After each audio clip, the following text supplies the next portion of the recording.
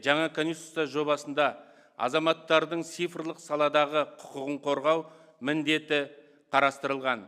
Бүгінгі күн талабы екені даусыз. Атап айтқанда, азаматтардың өзара хабар алмасу қауіпсіздігі, электрондық коммуникация, дербес деректердің қорғалуы сынды мәселелерді қамтылуы, жеке өмір құпиясының кепілдігін нығайтып, цифрлық сервистерге деген сенімді күшейтеді.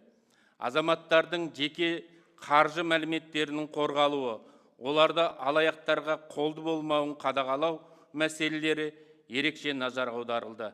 Сондықтан мұндай нормаларға мән беріліп, олардың конституциялық деңгейде бекітілуі цифрлық қауіпсіздік саласындағы заңнаманың әрі қарай дамыту тәжірибесіне берік негіз бола алады. Әсіресе конституция жобасының құқықтар мен бостандықтарды кемітпей, оларды жаңа технологиялық жағдайларға бейімдеу қағидатын басшылыққа алатын азаматтар үшін өте маңызды деп білемін.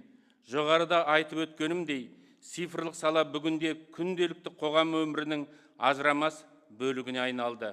Бұл ретте мемлекеттің жеке тұлғаның қауіпсіздігін қамтамасыз етудегі жауапкершілігі онлайн тұрғыда ғана емес, офлайн кеңістікте де негізгі міндет болып бекітілді.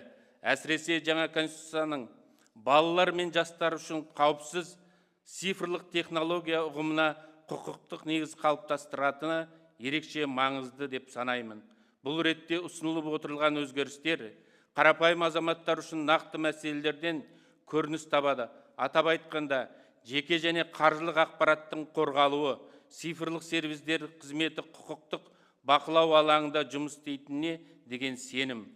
Мұндай тәсіл қарапайым азаматтардың күнделікті өмірде алаңсыз болып, қоғамның мемлекеттік институттарға деген сенімін күшейтуге әсер етеді. Нәтижесінде қоғамдағы нақты сұраныстарды көрсететін келісілген әрі теңгерімді құжат қалыптасты деп нық сеніммен айта аламыз. Сондықтан құжат жобасы жеткілікті пысықталғандықтан, оның бүкіл халықтық референдумға шығаруға болады деп есептеймін.